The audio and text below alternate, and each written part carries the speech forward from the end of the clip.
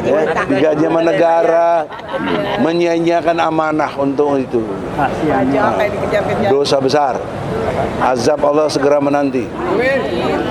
Nah, sedang menunggu itulah kita mau membicarakan sebagai terang-terangan pendukung 01 yang banyak kecewa.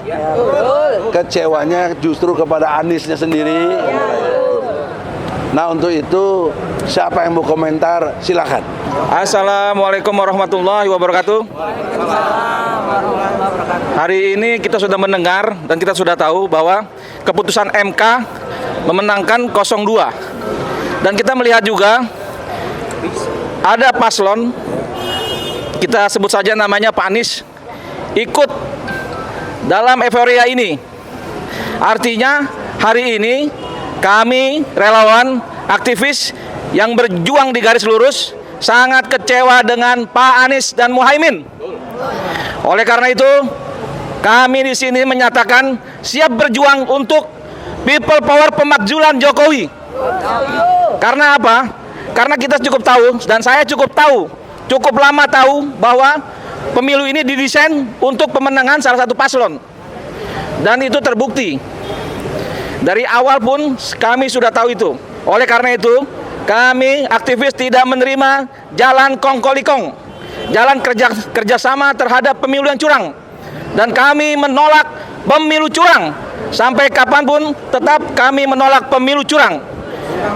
Oleh karena itu, kami meminta kepada seluruh rakyat Indonesia yang masih waras pikirannya, yang masih jernih pikirannya, untuk menolak pemenangan 02, apalagi pelantikan 02. Dan kami mendorong untuk terjadinya people power dimanapun berada. Dan kami mendukung siapapun yang mampu berjuang untuk di jalan itu. Saya mendukung Bang Egy Sujana untuk melakukan gerakan people power. Karena Bang Egy adalah salah satu tokoh yang mampu, yang masih berani. Kepada seluruh rakyat Indonesia, stop, selesai, sudah copres-capres. Hari ini kita berjuang untuk Indonesia lebih baik dengan jalan tidak membenarkan pemilu curang, tidak mendukung pemilu curang, apalagi ikut menandatangani hasil pemilu ini. Kepada seluruh rakyat Indonesia, wajib hukumnya melawan kecurangan, wajib hukumnya melawan kezoliman. Tidak ada yang namanya kerjasama terhadap kecurangan.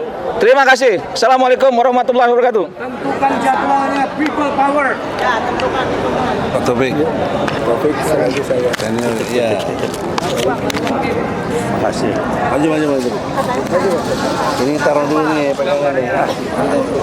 Assalamualaikum warahmatullahi wabarakatuh. Saya ingin menyampaikan yang agak berbeda. Saya tidak pusing paslon-paslonan. Itu bukan urusan utama, itu pengalihan. Tantangan kita adalah bagaimana menurunkan yang namanya Jokowi sebagai presiden. Itu tantangan. Kenapa? Karena kita lupa tantangan utama kita, sumber masalah kita adalah PKI gaya baru. Apa yang dilakukan? Ngacak-ngacak Pancasila. Tanpa sadar kita dibelokkan ribut dengan demokrasi. Apa masalah demokrasi? Itu hanya akibat. Jangan sibuk dengan akibat. Bangun pola pikir yang kuat. Cari sumber masalah, selesaikan sumber masalah. Jangan akibat yang diberesin. Jadi saya nggak pusing paslon-paslon itu cuma akibat. Sumbernya yang dibenahin. Jadi saya ulangi, sumbernya adalah PKI gaya baru. Kalau adanya mana PKI-nya? Kalau PKI-nya Anda mau lihat muncul, itu bukan gaya baru. Gaya baru itu sudah jelas dengan strategi kudeta konstitusional yang Anda rasakan. Kenapa DPR menang baik melempam kudeta konstitusional? Kenapa MK begini? Kudeta konstitusional. Itu contohnya. Kenapa KPU begitu? Kudeta konstitusional. Yang bodoh kita ngeributin KPU pada waktu hitung-hitungan. Yang diributin itu KPU sebagai lembaga yang kriminal. Itu nggak diributin. diributin, Bawaslu-nya juga maling. Maaf, kenapa? Orang pelanggaran kriminal dibilang pelanggaran etik. Saya bilang terbuka, Bawaslu ketemu saya, itu bidang kompetensi saya. Tahu nggak etik itu apa? Tahu nggak etika itu apa? Oh, pelanggaran kriminal dibilang etika, kita menang baik. Itu bukan diributin, ributnya waktu sudah hitung-hitungan. Udah nggak benar, KPU itu nggak benar, kok nggak diributin. KPU membenarkan menerima capres namanya Gibran, itu sudah nggak benar, kriminal, kok menang baik kita. Jadi yang salah siapa? Kita, jangan nyalain orang lain. Makanya kita coba jangan terus-terusan bodoh, kita lawan, cari sumber masalah, jangan mau dialihkan. Bicaralah, bangunlah pola pikir, selesaikan sumber masalahnya, jangan selesaikan akibat. Kalau akibat itu sama juga orang jadi reaktif, gali lubang, tutup lubang. Kalau sumber masalahnya selesai, saya ulangi, sumber masalahnya PKI Gaya Baru, dan saya ngomong Pak Jokowi PKI Gaya Baru. Kenapa? Saya sudah minta beliau klarifikasi pada bulan Juni tahun 2023, minta tidak ada klarifikasi. Persis datang ke MA, nggak ada klarifikasi. Itu Kepres 17 tahun 2023 itu apa? Saya minta klarifikasi.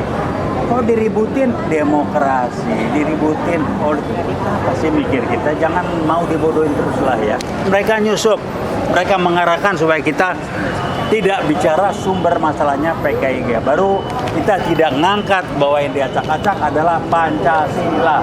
Ada nggak yang ngomong Pancasila dari saya? Nggak ada. Karena dibelokin. Saya tahu jawabannya mana PKI, mana PKI. Ya kalau Pak kurang zaman dulu iyalah. Tolong catat, di mana PKI? Kudeta konstitusional. PKI Gaya Baru tidak muncul ke permukaan. Strateginya menghancurkan umat Islam karena dia mayoritas dan memperlemah TNI. Lewat mana? Lewat tangan-tangan orang pihak yang bukan PKI. Oke bro. Itu aja barangkali. Terima kasih. Wassalamualaikum warahmatullahi wabarakatuh. William ngomong singkat jelas. Di sini ada kamera ya. Jangan banyak. Siapa lagi Pak? Ya.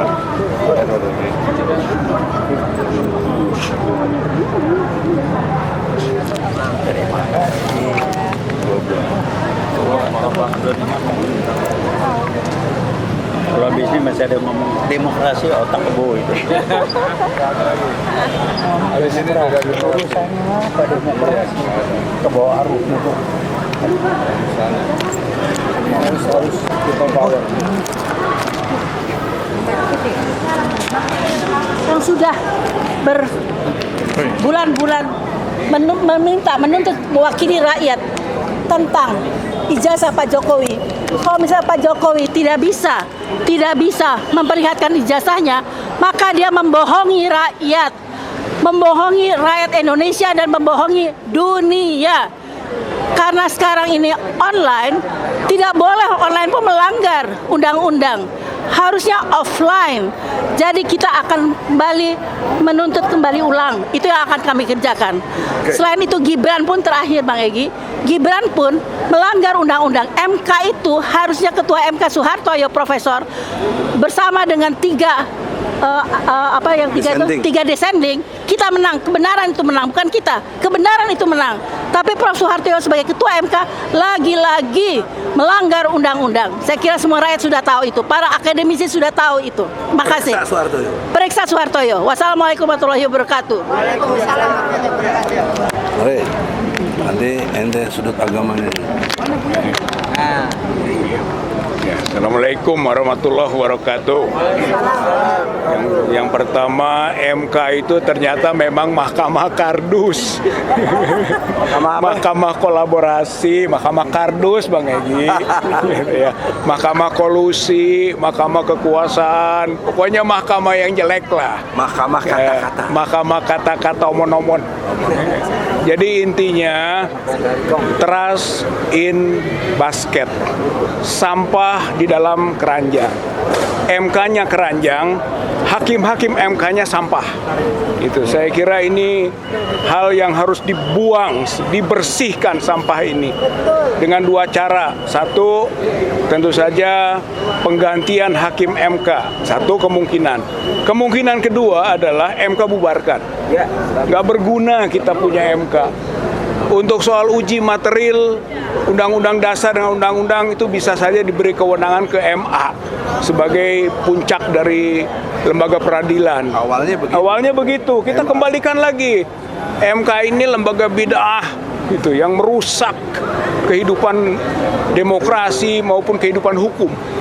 Yang kedua ya terbubarkan gitu kan, karena diberi kewenangan untuk melakukan penyelesaian perselisihan pemilu, ternyata justru dia adalah mafia pemilu gitu ya. Kayak kalau dia jadi mafia pemilu, maka dia adalah merusak demokrasi, merusak hak asasi manusia.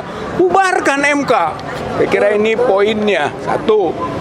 Yang kedua, tentu saja di balik semua ini adalah rajanya mafia. Ya, rajanya mafia itu ya Jokowi. Gitu. Jadi kita harus juga terus berjuang ya untuk melengsarkan Jokowi. Selama Jokowi ada, selama dia cawe-cawe, selama dia menentukan, rusak negara, rusak politik, rusak budaya, rusak agama, rusak hukum. Begitu. Maka merupakan satu kondisio sine qua non, keharusan mutlak Jokowi itu harus dimakzulkan. Dan yang terakhir, tentu saja bukti kerusakannya Jokowi itu sampai sekarang ijazahnya nggak jelas. Itu makanya Bang Egy dan teman-teman kuasa hukum sekarang berjuang keras gitu kan untuk melakukan pembuktian. Ada Otto pernah ngomong, dia bilang Jokowi punya ijazah aslinya, ada katanya. Ternyata kan sudah dibuktikan di sidang Solo. 6 bulan nggak ada. Berarti Otto memberi keterangan palsu. Keterangan palsu. Bahkan bisa diproses. Saya kira nanti itu juga bisa diproses secara hukum. Banyaklah aspek-aspek kriminal dari peradilan yang dikaitkan dengan hubungan dengan ijazah palsu gitu. Oleh karena itu jadi tabungannya Bang Egy gitu ya. Semua tabungan kita semua. Udah aja gitu ya. Tabungan kita semua untuk memproses lebih lanjut. Kita tidak akan menyerah. Kita tidak akan menyerah apapun putusan dari pengadilan berkaitan ijazah palsu ini. Enggak menyerah. Putusan sela, enggak menyerah kita apapun putusannya. Kalau sidang online ijazahnya nggak bisa dipegang dong. Iya, nggak bisa. Pokoknya makanya kita menentang. Sampai kapanpun kita kejar ijazah itu. Gitu kan. Siapapun yang mengatakan ada ijazah, hayo bawa buktikan. Siapapun yang mengatakan bahwa ijazahnya asli, hayo bawa ijazah itu, uji keasliannya. Saya kira rakyat Indonesia punya kewenangan. Rakyat Indonesia punya kedaulatan. Rakyat Indonesia perlu transparansi. Siapapun pemimpinnya. Kelak Jokowi diteruskan Prabowo, Gibran juga sama saja. Itu penyakit bangsa, penyakit negara, penyakit demokrasi. Dan kita tahu bahwa keputusan MK, keputusan sampah. Trust in basket. Sampah dalam keranjang. Ayo lawan terus. Ayo lawan terus. Allahu Akbar. Allahu Akbar. Merdeka. Belum. Kita merdekakan negara ini ya. Siap merdekakan negara ini? Ya, wassalamualaikum warahmatullahi wabarakatuh. Pak Reno, sudut pandang agamanya gimana? Singkat, jelas. Assalamualaikum warahmatullahi wabarakatuh. Saya Buya Fikri Bareno. Sebagai rakyat melihat penyelenggaraan pemilu dari awal sampai akhir sampai pengumuman Kita sebagai rakyat Indonesia mengikuti penyelenggaraan pemilu sejak awal sampai akhir, yang diawali dengan cawe-cawenya Bapak Jokowi meloloskan anaknya yang 36 tahun usianya dengan melanggar peraturan sehingga dia lolos. Inilah di awal daripada kebobrokan, kerusakan. Kita sebagai rakyat ingin bagaimana pemilu yang diselenggarakan oleh KPU itu berjalan dengan seadil-adilnya, sejujur-jujurnya, sehingga akan melahirkan presiden pemimpin yang legitimate. Tetapi hari ini dinodai oleh cawe-cawe yang berawal dari dengan seorang Gibran yang usia 36 tahun maju menjadi cawapres, sehingga orang tuanya yang presiden itu memaksakan dengan segala cawe-cawenya untuk memenangkan anaknya. Ini menjadi persoalan yang sangat besar, sehingga kejujuran penyelenggaraan pemilu sangat jauh dari harapan kita. Sementara Islam mengajarkan kepada kita bagaimana wailul lil mutaffifin, kecelakaanlah, kerusakanlah, bencana besarlah kepada mereka yang melakukan kecurangan, yang melakukan ketidakjujuran. Dan hari ini justru kita sebagai rakyat menyaksikan betul itu, dan itu dilakukan mulai dari kepala negara yang tertinggi di negeri ini. Inilah kita sebagai rakyat menyesalkan tindakan yang menurut kami yang tidak pantas dilakukan oleh kepala negara, oleh Bapak Jokowi. Sementara ketika dia menerima jabatan presiden dulu itu kan disumpah akan berlaku seadil-adilnya, akan berlaku tegak lurus untuk seluruh rakyat Indonesia. Tidak boleh berlaku memihak, tidak boleh misalkan ketika ada paslon kemarin dia memperjuangkan kepada anaknya. Bagaimana seorang presiden anaknya yang maju akan pemilu akan bisa secara jujur? Tentu tidak akan mungkin. Oleh sebab itulah politik dinasti yang dilaksanakan oleh presiden yang baru-baru ini justru mencemari, mengotori demokrasi kita hari ini. Itu mungkin dari saya. Terima kasih. Assalamualaikum warahmatullahi wabarakatuh. Terima kasih. Kini saudara-saudara, tiba saatnya analisis yang perlu saya sampaikan, bahwa saya menyatakan sumum bukmun umyum fahum la yarjiun. Semua orang tahu itu. Ada dalam surat Al-Baqarah ayat 18. Di situ dikatakan mereka itu buta, tuli dan bisu, sehingga mereka tidak bisa kembali kepada kebenaran itu sendiri. Siapa yang buta, tuli, bisu ini? Saya jawab dengan tegas, Mahkamah Konstitusi. Mantap. Apa kebutaannya, apa tulinya, apa bisunya? Kita tahu ada satu persoalan namanya bansos.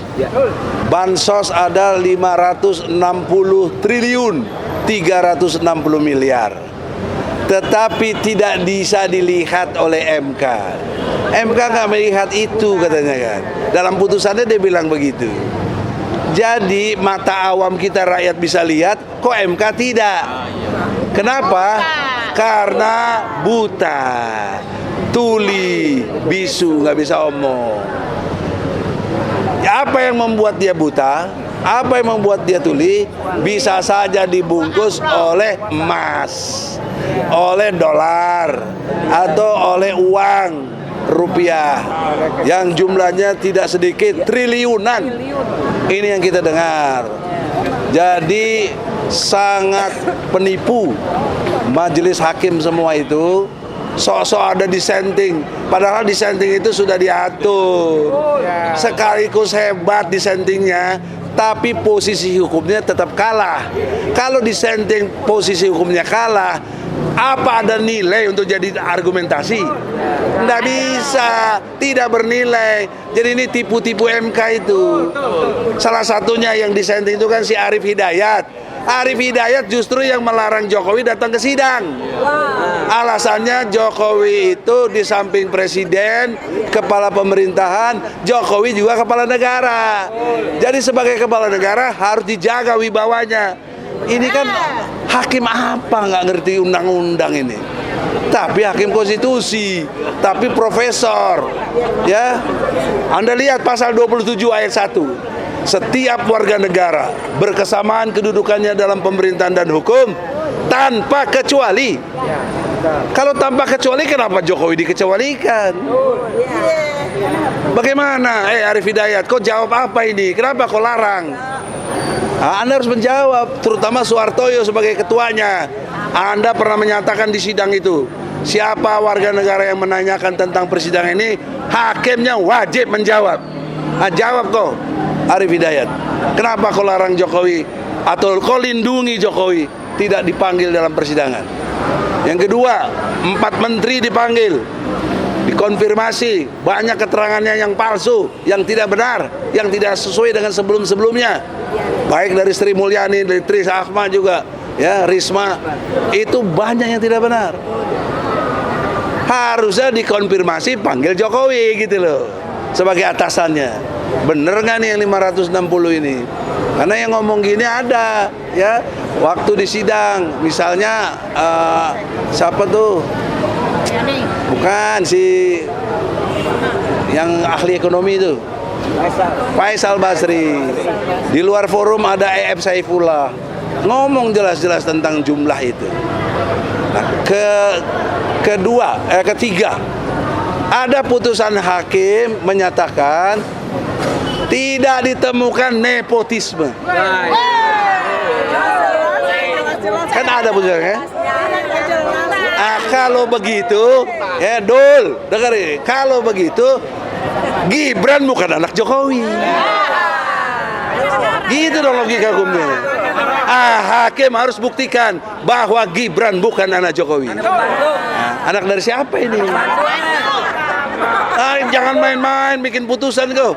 Enak aja bikin putusan, bukan nepotisme. Jadi anak siapa dia? Samsul. Ini si Samsul anak siapa ini? Samsul Fad. Tidak menghina, tidak kebencian, tapi ini fakta hukum. Oleh karena itulah ini disebut dagelan persidangan itu. Cuma nenangin rakyat aja tuh dissenting itu. Yang anehnya lawyer-lawyer 01 bersyukur ada dissenting. Sampai ada yang sujud syukur saya lihat tuh. Ya Allah, ya Allah. Gimana ilmunya itu? Kan harusnya dilawan dong. Kenapa? Coba hakim yang boleh bicara. Kenapa saya advokat tidak? Advokat, hakim, jaksa, polisi, itulah penegak hukum. Harusnya boleh bicara. Itu ya loh, kalau dibilang kita ya kritik teman-teman kita juga malu juga gitu. Ya, tapi bagaimana tidak berlaku yang benar gitu loh. Ya. Sehingga apa coba? Bersyukurnya untuk apa? Orang tetap kalah kok. Kecuali dengan sujud syukur bisa menang lagi, kan kagak. Makanya ibu tadi nanti yang dilantik adalah bisa Anies. Dari mana ilmunya itu? Nggak ada. Ya kalau dia paham, ibu-ibu nggak ngerti. Kalau advokat nggak ngerti kan blow on itu namanya. Sama juga begini Bu, maaf ya. Ibu kan bukan TNI, bukan ya? Terus doa, ya Allah jadikan aku Panglima TNI, bisa nggak? Nggak bisa, itu ngeledek Tuhan namanya. Ini logika gitu, harus cerdas rakyat. Jangan rakyat nggak cerdas. Oleh karena itu, yang menyesalinya lagi, kenapa saudaraku yang masih saya perjuangkan Anies Baswedan dan Muhaimin kok datang ke KPU tanda tangan menyetujui kemenangan 02. Janji tanggal 22 datang ke depan masa, kita nggak datang. Kita ditipu terus gitu loh. Ya, bagaimana? Jauh-jauh hari sudah saya ingatkan, ini hakim semua bermasalah. Hakimnya nggak benar, harusnya dilawan. Dipuja-puja. Inilah para blow-on pemuja demokrasi. Jadi, saudara-saudara, di dalam kesempatan ini mesti dulu settingannya bahwa kita sekarang udah tidak mikirin itu lagi. Kita ke depan yang non elektoral dengan kekuatan pengadilan rakyat yang sudah disonding oleh UGM. UGM itu bukan ece-ece, banyak guru besar menyetujui pengadilan rakyat. Mekanismenya bagaimana? Kita perlu kongres rakyat. Mantap. Kamu sampaikan lah Bang ya. Tapi mengabulkan keputusan eksepsi kompetensi. Benar, saudara-saudara, pengumuman breaking news. Ibu Kurnia baru menemui Ketua PN. Silakan. Assalamualaikum warahmatullahi wabarakatuh. Bismillahirrahmanirrahim. Saya langsung saja ya. Kami berusaha menemui ya ketua pengadilan, dan seperti biasa tentu jawabannya normatif, sedang rapat lah atau sedang apa ya, terserah saja. Jadi nggak ditemui ya? Tidak ditemui, tidak bisa ditemui. Kitanya sudah nunggu lama nih.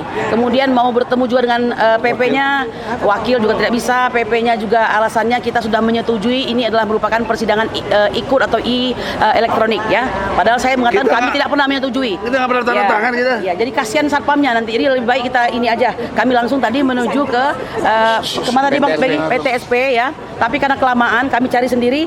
Ini sudah terbaca informasi putusan nomor 610-G/2023/PN-JKT-PST.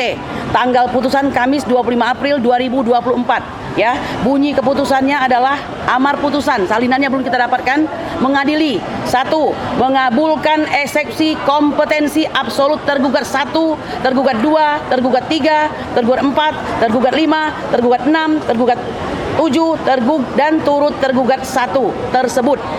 2. Menyatakan, nih penting nih, menyatakan pengadilan negeri tidak berwenang mengadili perkara ini. Ya, tidak berwenang dia ya. 3. Menghukum para penggugat untuk membayar biaya perkara sebesar Rp1.626.000. Jadi sudah tidak dikabulkan, rakyat dihukum untuk membayar biaya perkara ya.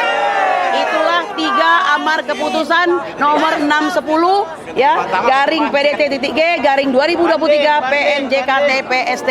Boleh lanjut? Bagaimana? Saudara-saudaraku sebangsa dan setanah air, saya paham sebagaimana Anda hadir kemari sangat ingin tahu ya akan bagaimana kelanjutan dari perkara ijazah palsu Joko Widodo. Betul? Nah, tetapi ternyata untuk putusan selah pihak pengadilan sudah memutuskan secara online. Kami bukan tidak tahu. Kami hadir ke sini karena kami ingin untuk menemui Ketua Pengadilan Negeri agar beliau mengetahui bahwa kami tidak setuju dengan keputusan yang sifatnya online tersebut. Tolong pegang, ya. Lalu bagaimana? Kami ingin sebenarnya kembali menyatakan pendapat kami agar mereka mereschedule untuk bisa dilakukan sidang offline. Jadi kalau mereka memberikan keputusan selah, nyatakan keputusan tersebut dalam sebuah sidang yang didengarkan oleh termohon dan pemohon sesuai pasal 185 diucapkan di dalam persidangan ya, 185 HR. Tapi kami sangat mengerti. Inilah upaya yang bisa dilakukan oleh pengadilan ya untuk tidak bertemu langsung dengan kami para pemohon yang sangat ganas-ganas ini, mungkin mereka begitu ya. Padahal sebenarnya kita sedang mencari kebenaran. Perlu Anda ketahui ya, gugat ijazah palsu jilid 2 di Surakarta itu belum pernah menunjukkan ijazah asli Joko Widodo. Akan tetapi 2 orang sudah dihukum 4 tahun ya. Bayangkan, Gus Nur dan salah satunya Gus Nur dan Bambang Tri. Orangnya dihukum, tapi Jokowi tidak ada kewajiban untuk menunjukkan ijazahnya mana yang asli tersebut. Ya, 14 kali persidangan, betapa gigihnya kita menginginkan agar dihadirkan wakil dari Jokowi, bukan jaksa negara. Mengapa? Karena ini soal pemalsuan. Mau dia presiden tidak soal, tapi dia adalah subjek hukum yang melakukan pemalsuan tersebut. Harusnya tidak menggunakan jaksa negara atau yang mewakilinya. Ya, Presiden Habibie sudah menunjukkan sebuah teladan yang baik. Ketika urusan itu menyangkut diri dia pribadi, dia tidak menggunakan jaksa negara. Hanya kali inilah ya Joko Widodo dengan sombongnya menggunakan jaksa negara. Kami tidak terima, 14 kali persidangan kita selalu menolak. Akhirnya hari itu tiba di mana ya Otto Hasibuan datang dengan pasukannya tentu saja ya untuk hadir di persidangan, dan cukup sekali saja Anda bisa melihat bagaimana riak wajah hakim pada saat itu sangat berbahagia, dan semua keinginan Otto Hasibuan diikuti, termasuk sidang-sidang yang akan datang berlanjut dengan online. Padahal kami tidak setuju. Kami percaya, dan Prof. Egy ya yang paham hukum ini, bahwa sidang perdata itu mengenai konsensus. kebersetujuan kedua belah pihak. Ada kesepakatan ya. Tidak bisa diputuskan oleh pihak pengadilan sendiri berdasarkan kehendak daripada salah satu pihak gitu. Nah, tapi ini yang terjadi. Kami paham karena kita bicara soal pendekatan kekuasaan ya. Nah, oleh karena itu kami mengatakan pada hari ini bahwa keputusan sudah diucapkan. Nah, tentu saja kami akan sami'na wa ata'na kepada Bang Egy selaku ketua kami, tapi kami ingin mengatakan ini tindakan yang sangat pengecut. Sangat pengecut ya. Hadapi dong ya, buka perkaranya. Oto mengatakan ada ijazah aslinya. Tunjukkan cash close ya, tunjukkan saja. Tapi ternyata tidak mampu ditunjukkan. Maka kami berkesimpulan inilah belok-beloknya supaya nggak memperlihatkan ya. Dan perlu Anda ketahui, hari ini tanggal 25, 3 hari setelah tanggal 22 pengumuman daripada keputusan perkara PHPU di MK ya. Mohon maaf, kami harus ya mempunyai pemikiran analisis bahwa ini disengaja untuk melihat kondisi setelah tanggal 22 ya. Konstelasi politik memanas ya. Nanti akan dilihat ini. Ya, saya sama analisanya begini. Mungkinkah orang yang sudah bakal menang di MK mau kalah? Mungkin nggak? Nggak mungkin kan? Sama seperti sekarang ini. Orang ini akan terus mempertahankan bahwa dirinya tidak bersalah, bahwa dia punya ijazah asli itu walaupun tidak pernah diperlihatkan. Ya, nanti kami berharap rakyat akan terus menang. Justru makin kita terus dizolimi, ini menunjukkan kemenangan rakyat. Karena kalau mereka yang benar, gampang kok, tinggal ditunjukkan. Tapi mereka tidak mampu menunjukkan hal tersebut. Ya, Bapak Ibu sekalian, saya tahu bagi pendukung keadilan kebenaran ya sudah kecewa yang pertama karena itu ya Hakim MK Soehartoyo menunjukkan keberpihakannya yang salah ya, sen kiri belok kanan. Selama beberapa sen kiri belok kanan itu biasanya emak-emak ya. Dan itu bukan karena jahat, karena pikiran emak-emak itu memang begitu. Kenapa diikuti oleh Hakim MK ya kan? Mereka selama ini memberi harapan palsu kepada kita. Seakan-akan ingin memperbaiki keadaan ya kan, akan memberikan kejutan sebuah keputusan. Ternyata kita benar-benar terkejut. Terkejutnya kenapa? Dia mengatakan akan memberikan sebuah kesenangan lah kepada bangsa Indonesia, keputusan yang akan berbeda, sebuah keadilan. Nggak taunya justru dialah faktor yang menyebabkan kekalahan kita. Betul? Nah, oleh karena itu saya sudah bilang jangan pernah berharap kepada manusia, pasti akan kecewa. Even dia adalah seorang hakim ya. Nah, oleh karena itu kecuali tentu saja kodi atau hakim-hakim yang amanah, yang beriman. Nah, hari ini kita sudah melihat bahwa benar yang dikatakan oleh salah satu hakim MK juga, yaitu Harif Hidayat, semua sudah terkooptasi. Ya, eksekutif, yudikatif, legislatif, ditambah lagi partai politik dan satu lagi pers, kecuali kalian yang tidak ya. Saya kira itu yang bisa saya sampaikan. Termasuk si Harif Hidayat terkooptasi. Iya. Ya begitulah ya. Nah, semoga kita berharap satu lagi ini, walaupun agak kemana-mana nih saya ngomong, semoga orang yang kita dukung akan istiqomah, tidak akan masuk kemana-mana, tetap jadi oposisi agar bangsa ini segera bisa diperbaiki pada kondisi berikutnya atau waktu yang tidak lama lagi. Betul? Silakan Bang Egy, bagaimana kita ini? Jujur dulu. Awas jangan jatuh. Ini impact. Assalamualaikum warahmatullahi wabarakatuh. Hanya menambahkan saja apa yang sudah diungkapkan secara gamblang, secara panjang lebar, secara detail oleh rekan Kurnia, ya, bahwa betul ternyata sidang hari ini yang mereka sebetulnya jadwalkan secara online dengan cara memaksa, ya, walaupun tanpa ada konfirmasi dari kami sebagai penggugat, ya, ternyata mereka mengadakannya dengan secara online, kemudian memutuskan tadi diungkapkan oleh rekan Kurnia bahwa intinya adalah gugatan kami ditolak, kira-kira seperti itu. Sebetulnya dari awal kami sudah menyatakan dan berkeberatan sama sekali, berkeberatan sekali begitu, bahwa sidang-sidang ini akan dilakukan dengan secara online. Karena peraturan Mahkamah Agung nomor 7 tahun 2022 yang terakhir itu, yang terbaru, memang menyatakan bahwa sidang-sidang itu dimungkinkan atau bisa dilakukan secara online, dimungkinkan. Tapi tentunya karena ini kita perdata, tadi rekan Kurnia katakan harus ada konsensual ajasnya, ada kesepakatan, ada persetujuan antara para penggugat dan tergugat. Ini kan tidak sama sekali, Bang. Soalnya dipaksakan secara sepihak oleh mereka. Enggak, waktu mereka nanda tangan ke depan, kita kan nggak mau. Malah kita minta ganti hakim. Betul. Dipaksakan seperti itu. Jadi hakim diganti, hakim baru juga begitu. Tampak sekali ketakutan mereka menghadapi kami. kami. Loh, kami kan para penggugatnya pencari keadilan begitu ya, cari keadilan, dan ternyata kan terbukti bahwa mereka berusaha menghindar dan tanpa substansi seperti apa, secara material buktinya seperti apa, tahu-tahu kita ditolak saja seperti itu. Jadi ini mengkonfirmasi bahwa ternyata sidang gugatan ijazah palsu kita yang ketiga kalinya ya, di Jakarta, di Solo, di Jakarta kembali ya, 3 bulan sudah ya, hampir 3 bulan, hampir 4 bulan lebih ya. Ini mengkonfirmasi bahwa ijazahnya itu Joko Widodo itu tidak mempunyai ijazah asli. tidak ada. Yang katanya adalah lulusan UGM, Universitas Gajah Mada, Kehutanan. Pihak UGM pun tidak pernah melihat yang aslinya. Iya. Ya. Dan silakan saja siapapun, Oto Hasibuan juga demikian, silakan. Kalau memang ada yang asli, dikatakan rekan Kurnia, tunjukkan saja kepada kami. Gampang. Selesai. Tapi ini tidak pernah tunjukkan. Dan 3 kali persidangan gugatan kami, Bang Egy, memang tidak pernah tunjukkan. Ada orang yang bilang, oh kamu yang menggugat, kamu yang membuktikan. Salah. Kami sudah menyatakan bahwa ijazah kamu palsu. Sekarang buktikan bahwa ijazahnya aslinya ada. Yang ini tidak pernah ada. Oleh karenanya, ya sekarang akan digantikan lagi oleh anaknya. Anaknya pun tidak jelas juga ijazahnya. SMA-nya di mana? Ada yang bilang di Jakarta, di Singapura, di mana? Jangan-jangan nanti di Afrika lagi. Di Australia. Di Australia. Oh ya, di Australia, betul. Nggak jelas juga. Apa ini penyakit keturunan begitu? Kan seperti itu ya. Nah, jadi rakyat sekali lagi, publik ingin menghendaki ajas keadilan dan kebenaran itu harus tegakkan. Percuma kita sebagai negara konstitusi berdasarkan Undang-Undang Dasar 45, tapi isinya adalah kebohongan-kebohongan, kemunafikan. Seperti itu. Demikian sementara, Bang. Ya, terakhir. Tambahan sedikit, Bang. Tentang kompetensi absolut ini adalah cara menghindar. Betul atau tidak? Ya, karena apa? Tidak ada cara lain lagi. Orang kita hanya minta simpel, tampakkan saja ijazah aslinya. Kalau ijazah aslinya ditampakkan, maka akan ada ahli-ahli nanti yang menilai apakah ini asli atau tidak, kan begitu.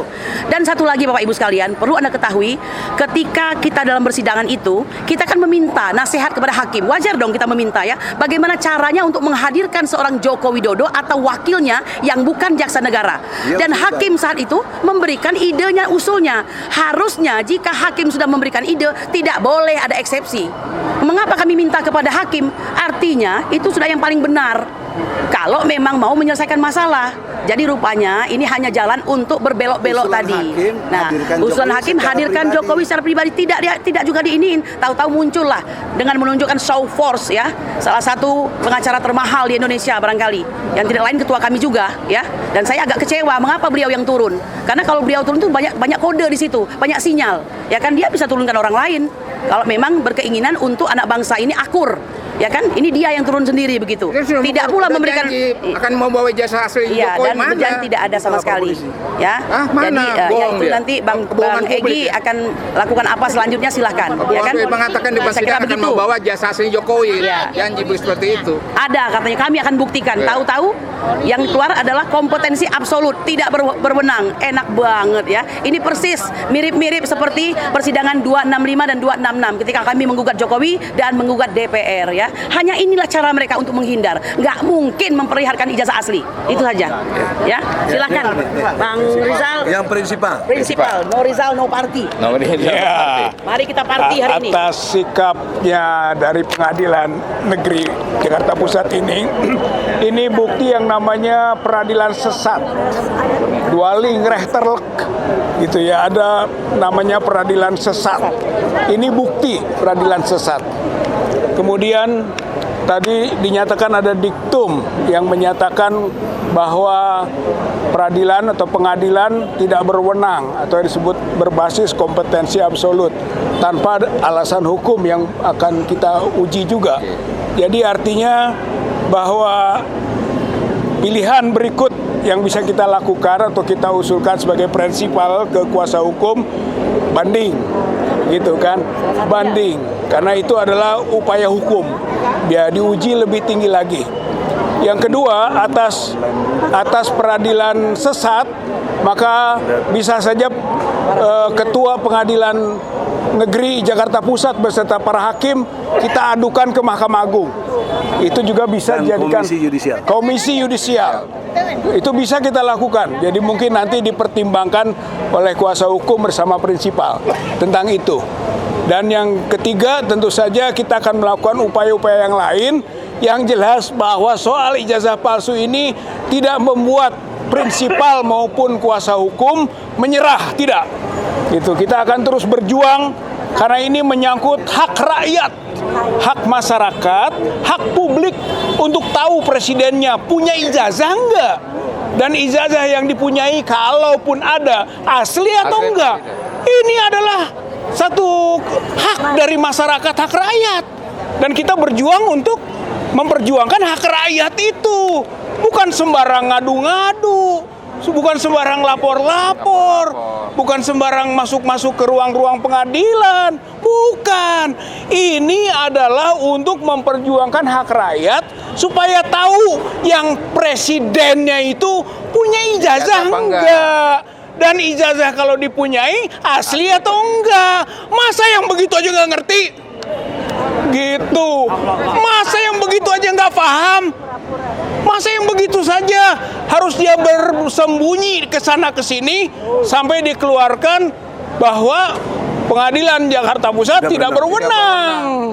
Lalu mau apa lagi? Memang dia sembunyikan itu. Jadi pengadilan jalanan yang berwenang. Pengadilan itu? apa yang harus berwenang sekarang? Mau pengadilan rakyat? Pengadilan jalanan? Pengadilan yang kemudian merupakan gerakan-gerakan rakyat, masyarakat, people power. Kalau terjadi people power salah sendiri, hukum tidak menyelesaikan. Begitu. Saya kira mudah-mudahan banding atau diadukan Komisi Yudisial, Komisi Mahkamah Agung, atau Gugat kembali. Nggak nyerah kita. Gugat baru. Ya, dengan formulasi-formulasi baru yang intinya kita memperjuangkan hak rakyat Indonesia untuk tahu presidennya punya ijazah atau enggak, dan ijazahnya asli atau tidak. Itu hak rakyat, dan kita berjuang untuk menegakkan hak rakyat itu melalui proses hukum ini. Saya kira itu dari prinsipal. Tiba saatnya saya ambil keputusan. Mendengar apa yang disampaikan Ibu Kurnia dan juga prinsipal Fadilah, ya, Rijal Fadilah, maka keputusan saya sebagai ketua umum dari tim pembela ulama dan aktivis. Nah, kita ini sekarang lagi bela para aktivis tadi, yang dari UI, prinsipal juga Pak Taufik, Rijal Fadilah, ada lagi Muslim Arbi, ada lagi Bambang Tri, ada lagi Hatta Taliwang. Nah, itu yang menjadi prinsipal. Keputusan saya adalah yang pertama, kita akan bikin gugatan baru. Itu lebih pas, kenapa? Karena kalau kita banding, sidangnya online lagi. Dan tidak ketemu orang. Yang dibahas cuma berkas-berkas. Ya udah pasti kalah lagi lah. Oke? Nah, kalau gugatan baru, hakimnya juga insya Allah baru lagi. Kemudian materinya kita rubah lagi apa yang memungkinkan yang mesti bisa masuk, ya. Dan itu akan terjadi nuansa baru. Karena 2 kali kita sudah coba. Tahun 2022 kita dicatatkan sama, tapi lebih sadis waktu yang pertama itu. Sidang sudah dijanjikan jam 1. Jam 12.45 udah diputus. Kita tidak berwenang katanya pengadilan. Ini kan sadis, kita nggak ada di sidang, diputus. Terus kita nyatakan banding, nggak diproses. Nah, maka kalau gitu sekarang ngapain kita banding lagi, nggak diproses lagi. Nah, jadi sekarang yang ketiga ini, yang kedua kita dinyatakan juga sekarang tidak berwenang. Nah, yang ketiga kita akan lakukan lagi gugatan baru. Tentu harapannya hakimnya yang baru, yang masih betul-betul imannya kuat, yang nggak terpengaruh. Yang sekarang yang adili udah pada mati, mudah-mudahan mati semuanya itu. Ya, boleh doain jahat boleh. Dalil saya surat Yunus ayat 88. Nabi Musa mendoakan Firaun binasa. Nah, saya doakan para hakimnya tadi itu yang ngatur semuanya, pengacaranya dibinasakan oleh Allah. Amin semuanya. Amin semuanya. Sekali lagi para hakimnya, baik yang di Mahkamah Konstitusi maupun yang di PN Jakarta Pusat, dan para pengacaranya yang membela kezaliman itu dibinasakan oleh Allah. kurang keras, dibinasakan oleh Allah. Dibinasakan oleh Allah. Insya Allah doa orang-orang yang terzalimi dikabulkan. Cuma masalahnya waktunya lambat atau cepat, itu bukan hak kita. Itu udah kewenangan Allah Subhanahu wa taala. Tapi doa kita, permintaan kita, insya Allah nggak ada yang ditolak. Hanya waktu cepat atau lambat. Itulah kesabaran, itulah keikhlasan kita dalam berjuang. Seperti kata Rizal tadi, jangan lemah, jangan menyerah. Kita gugat balik. Di samping itu, sebelum itu, saya akan datangin komisi yudisial. Para hakim di komisi yudisial yang juga memeriksa hakim. Kalau kalian main-main juga, kalian ini udah jelas melanggar kode etik hakim. Hakim tidak jujur, hakim tidak benar, hakim tidak profesional, hakim tidak disiplin. Itulah kode etik hakim. Kalau kalian bela juga, kau juga dibinasakan oleh Allah. KY dengar, walaupun banyak teman saya di situ. Kalian adalah pecundang, pengkhianat rakyat. Ya, oleh karena itulah juga Mahkamah Agung, badan pengawasannya, membiarkan ini juga semoga cepat dibinasakan oleh Allah. Sehingga nanti gugatan kita yang baru, hakimnya udah pada beriman yang baik, yang sadar, sehingga betul lah bisa diputuskan Jokowi memang nggak punya ijazah. Kalau punya, Otto, saya tantang kau Otto, sama-sama lawyer kita. Saya tantang kau. Datang, mana tunjukkan ijazah? Tunjukkan. Kau sudah janji. Kau sudah janji. Kalau enggak kau memberi keterangan palsu di sidang. Aku laporkan 7 tahun sanksi buat kau nanti. Otto, jangan belagu kau. Maju sini. Ya, tunjukkan itu ijazah Pak aslinya Jokowi.